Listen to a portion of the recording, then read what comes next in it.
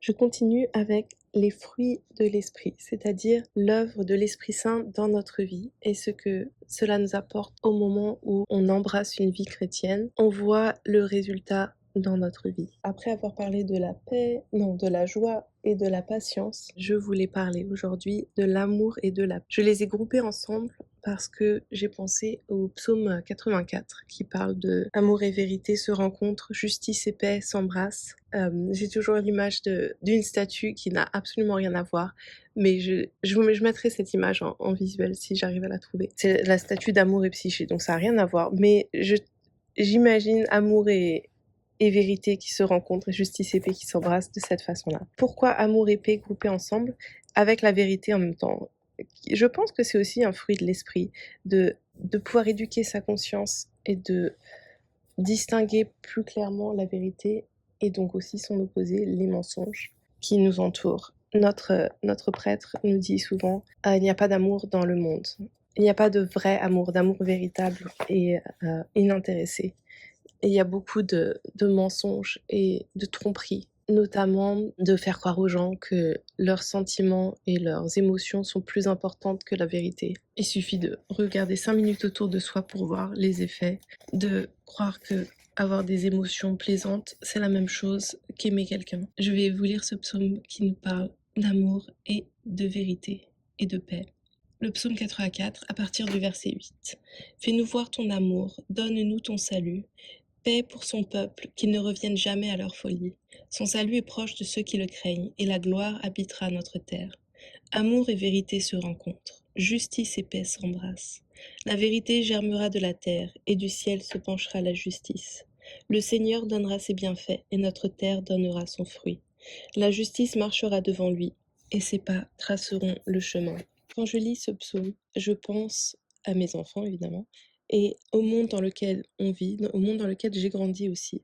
Parce qu'il me semble que j'ai découvert sa duplicité vraiment tard, je pense pas avant d'avoir moi-même plusieurs enfants. Et j'ai cru aussi à de nombreux mensonges sur qu'est-ce que l'amour, qu'est-ce qu'est le bonheur, qu'est-ce qu'est le but de la vie. Mais c'est uniquement en trouvant la vérité en Christ que l'on découvre l'amour vrai et la vérité et aussi la paix qui vient de tout cela. Quand il nous dit: «Fais-nous voir ton amour, fais-nous connaître ton salut, paix pour son peuple, qu'ils ne reviennent jamais à leur folie». Je pense que cela exprime exactement, cette découverte qu'une fois qu'on a découvert Dieu, on peut s'ancrer dans l'amour et dans la paix et on n'a jamais envie de revenir à la folie du monde qui nous dit vous voyez bien ce que le monde nous dit sur, que l'amour, c'est uniquement des émotions passagères, que on peut aimer qui on veut, comme on veut, quand on veut et que, il y a pas de fin dans cette folie. Que je crois que c'est au livre des Juges, il disait: «Ils firent ce qui semblait bon à leurs yeux» et c'est une des pires condamnations possibles puisqu'ils n'ont pas éduqué leur conscience et on se retrouve avec des aberrations dans le but d'être gentil ou dans le but de ne pas juger ou que sais-je et voilà, bref. Je vais pas m'étaler là-dessus, je voulais juste continuer avec ce psaume et la question de l'amour et comment vraiment aimer nos enfants, c'est forcément en vérité. Amour et vérité se rencontrent, justice et paix s'embrassent. La vérité germera de la terre et du ciel se penchera la justice. Le Seigneur donnera ses bienfaits et notre terre donnera son fruit. L'amour qui est ancré dans la vérité apporte une sorte de fertilité.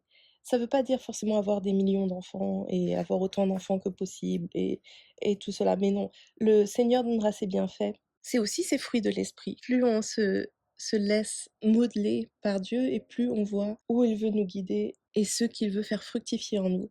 Plus on fait d'efforts, plus il devient facile de faire d'efforts. La vertu est une habitude. Comment l'amour s'exprime? Il a quand même écrit des choses pertinentes, donc on va essayer de suivre rapidement ces 5 langages de l'amour. Il avait le langage tactile, faire des câlins, des bisous, des guilis à ses petits-enfants.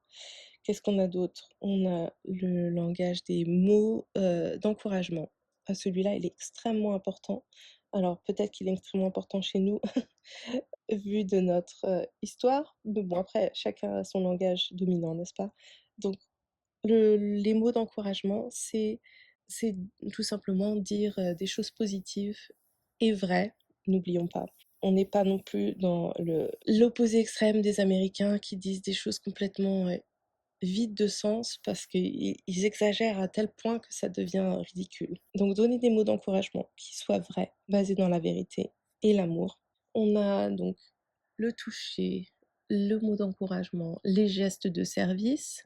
Ça, je sais pas trop si les enfants ils sont sensibles parce que ils baignent dedans et ils ne peuvent rien faire quand ils sont nés. Et on essaie de les justement de les encourager à être de plus en plus autonomes, donc à les détacher de ces gestes de service. Je pense que ça peut avoir de la valeur, en particulier pour les enfants les plus âgés, les ados par exemple. Les cadeaux, évidemment, les enfants aiment les cadeaux. C'est assez drôle parce qu'on repère rapidement les enfants qui aiment le plus les cadeaux, ce sont ceux qui en font. Donc quand vos enfants vous font des cadeaux, c'est que ils aiment les cadeaux. Et enfin, le temps de qualité. Alors celui-là aussi, il est plus difficile à repérer puisque évidemment les enfants passent beaucoup de temps de qualité, c'est le principe du départ. Dans les services et temps de qualité, je pense que j'aimerais prendre le temps de jouer et de répondre à leurs demandes. S'ils demandent de lire une histoire, eh bien de prendre le temps de le faire dès que possible, pas remettre à oh dans 20 minutes quand j'aurai fini de faire la cuisine. Si j'ai commencé à faire préchauffer ma poêle, j'arrête la poêle, je prends une minute pour lire, je lui explique, je peux lire que 2 pages du livre,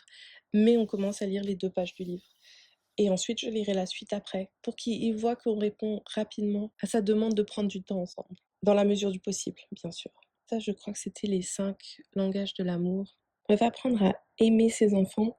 Ce n'est pas forcément facile non plus, parce qu'on a tous nos blessures de jeunesse, de notre propre éducation, et on a tous des difficultés, ou même avec nos propres enfants. C'est important de chercher cette paix dans la vérité, de ne pas cacher qu'il y a des difficultés, de ne pas prétendre que tout va bien, mais de tendre à guérir et à aller vers le bien et demander à la source de tout bien de nous aider dans cette guérison et de nous aider à apprendre à aimer en vérité et à aimer de plus en plus. C'est très important parce que ce sont les années fondatrices de leur vie et évidemment on veut le mieux pour eux.